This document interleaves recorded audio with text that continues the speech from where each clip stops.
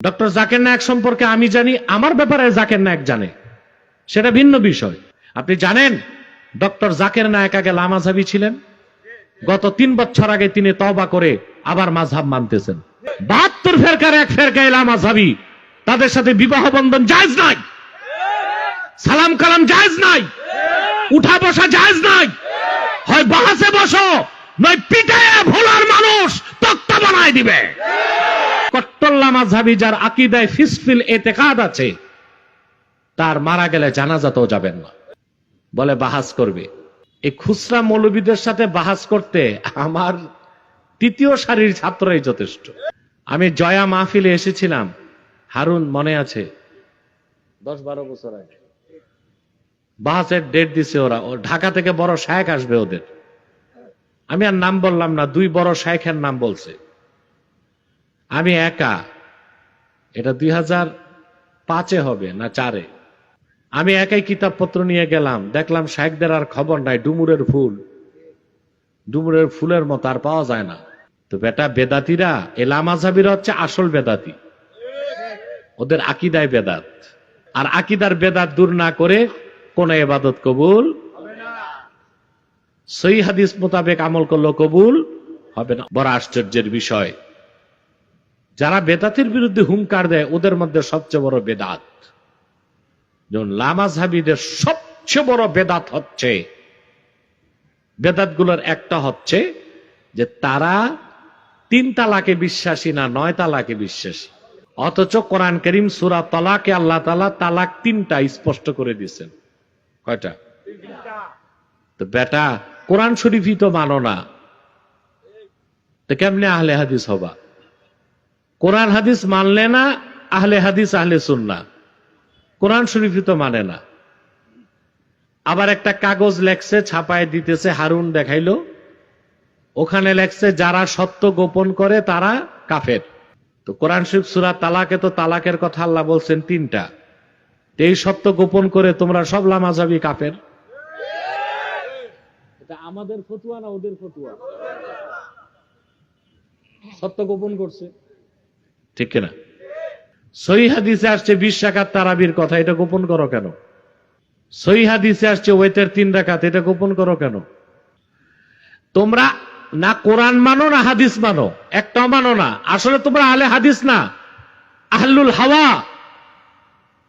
আহলুল খাবিস।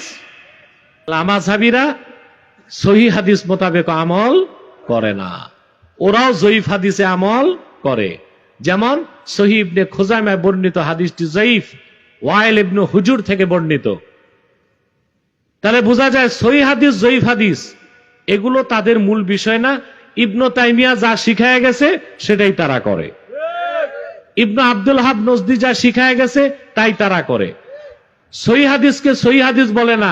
নাসিরউদ্দিন আলবানী জয়ীফ হাদিসকে সহিহ বলছে, তারা সহিহ বলে। নাসিরউদ্দিন আলবানী সহিহ হাদিসকে জয়ীফ বলছে, তারা ওইটারে জয়ীফ বলে।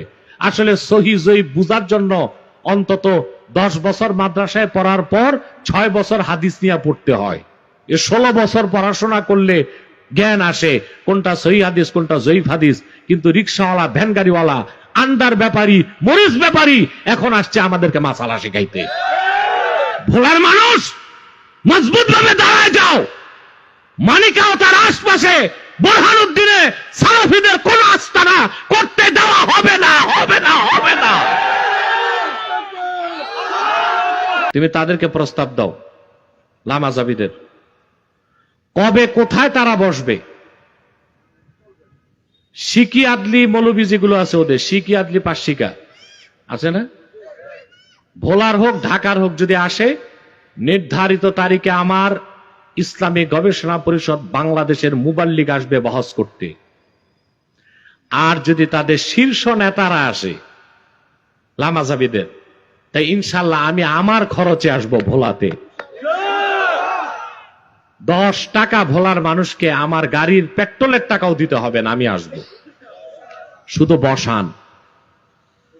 এখানে কামাল কাজী আছে, তাকেও শুনাইলাম, আরো অনেকে আছে, অজুল্লাহ বিশ্বাস আছে, এই যে এখানে আমাদের রাজা আছে, খোকা মিয়া আছে, তার অনেকে আছে, আপনার এক মেসেজ তাদের পৌঁছে দিবেন অতি সত্তর। সাধারণ মানুষ মাসালা মাসাইল কি বুঝবো, ওদের শায়খরা আসুক আমরা বুঝাই দিই। লামাযহাবীদের আকীদায় একটা দুইটা না 15টা শিরকি আকীদা আছে। কতটা? 15টা। ওরা তো তাদের মুসলমানিত্বই টিকাইতে পারবে না।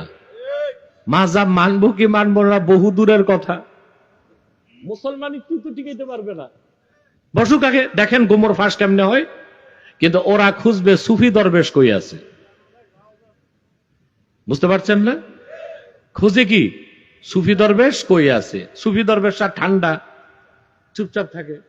তা ঠান্ডা দিয়া তো সব জায়গায় কাজ হয় না, কখনো নরম কখনো গরম, ঠিক কিনা?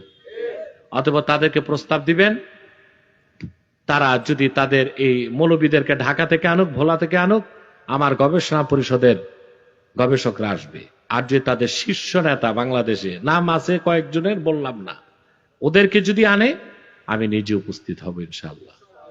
যদি এই প্রস্তাব না মানে তাহলে বুরহানুদ্দিনে, মানিকাতে, ভোলায় কোথাও মাযহাবী মতবাদ প্রচার করতে দেওয়া হবে না। তাদের সাথে কোনো বৈবাহিক সম্পর্ক করবেন না। এমনকি কট্টর লামাযহাবী যার আকীদায় ফিসফিল এতেকাদ আছে, তার মারা গেলে জানাজাতেও যাবেন না। মনে থাকবে ইনশাআল্লাহ। যদি বলেন আমি বাড়াবাড়ি করলাম, তাহলে বাহাসের আয়োজন করেন। যদি বাহাসে বসে, তাহলে তো আপনারা ওদের গোমর ফাঁস এসে দেখবেন। আর বাহাসে যদি না বসে, তাহলে মনে করবেন তারা অঘোষিত পরাজয় মেনে নিছে।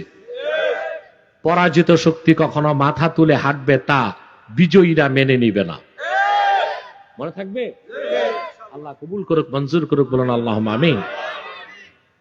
আমি মহান আল্লাহকে সাক্ষ্য করে বলছি, এ লামাযহাবীরা সরাসরি ইহুদিদের এজেন্ট। যখন ইসরায়েল আর ফিলিস্তিন যুদ্ধ লাগলো, সারা বাংলাদেশের আলেমরা ইসরায়েলের বিরুদ্ধে বলল, ফিলিস্তিনের পক্ষে। সারা দুনিয়ার মুসলমানরা নিল ফিলিস্তিনের পক্ষ, ইসরায়েলের বিরুদ্ধে। আর বাংলাদেশের লামাযহাবীরা হামাসের বিরুদ্ধে ফতুয়া দিল যে হামাসের উচিত হয় না এই যুদ্ধ করা। এগুলো যে ইহুদিদের পেইড এজেন্ট, এটা বুঝতে আর বাকি আছে? তা বুঝেন না কেন? আপনি জানেন ডক্টর জাকির নায়েক আগে লামাযহাবী ছিলেন। গত 3 বছর আগে তিনি তওবা করে আবার মাযহাব মানতেছেন। ওনাকে বুঝাইছে কি? উনি যেই রকম জ্ঞানী মানুষ, ওনারে বুঝাইতো লাগবে আরো বড় জ্ঞানী মানুষ। ওনাকে বুঝিয়েছেন আমাদের ওস্তাদ আল্লামা তাকি উসমানী। তাকি উসমানীর সোহবত পেয়ে জাকির নায়েক এখন তার ভুলগুলো বাদ দিচ্ছেন এবং তিনি মাযহাব মানা শুরু করে দিয়েছেন।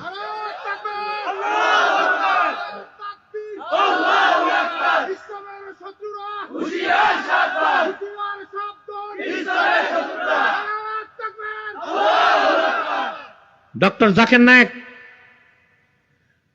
জাকির নায়েক সম্পর্কে আমি জানি, আমার ব্যাপারে জাকির নায়েক জানে, সেটা ভিন্ন বিষয়। কিন্তু doctor Zakir Naik comparative religion, তুলনামূলক ধর্মতত্ত্বে পৃথিবীতে 1 নাম্বার। শাফি মাযহাবের অনুসারী ছিলেন তারা, নায়েক বংশের লোক। তারা কি বংশ? বম্বে বাড়ি ছিল, বুঝলেন? ওনারা সব ছিলেন শাফি। কিন্তু লামাযহাবী কিছু শেখ বিভ্রান্ত করে ফেলছিলেন জাকির নায়েককে, তিনি মাযহাব ছেড়ে দিয়েছিলেন। পরবর্তীতে তাকি উসমানীর সোহবত পেয়ে, তাকি উসমানের বইপত্র পড়ে তিনি ভুল বুঝতে পারছেন, এখন তিনি মাযহাবের পক্ষে অবস্থান নিয়েছেন। এই কোথাকার লামাযহাবী, এই শিকিয়াদলি পার্সিকা বল্টু ছল্টুরা এখন হানাফি মাযহাবকে চ্যালেঞ্জ করে। চিন্তা করেন, লামাযহাবী যে একটা বাতিল ফেরকা, বুঝেন না? আমাদের মসজিদগুলোতে কি ভাগ থাকে? হানাফি মসজিদ, শাফি মসজিদ, মালিকি মসজিদ থাকে। তা লামাযহাবীদের মসজিদে কেন লেখা থাকে আহলে হাদিস মসজিদ, সালাফি মসজিদ? তাতে তো বোঝা যায় ওরা যে একটা ফেরকা, এটা নিজেরা ঘোষণা দিছে, ঠিক কিনা? 72 ফেরকার এক ফেরকা লামাযহাবী।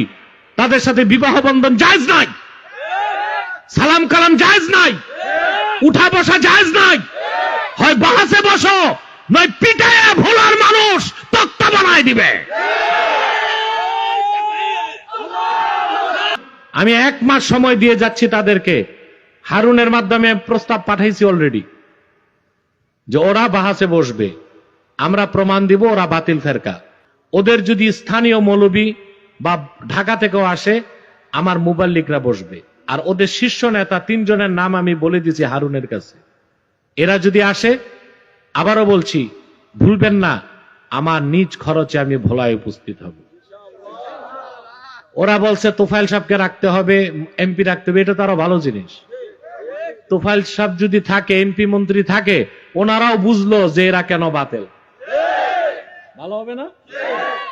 আমাদের পুলিশ লাগবে না, কিচ্ছু লাগবে না, তবে তোমরা যেমনে খুশি অমনে করো।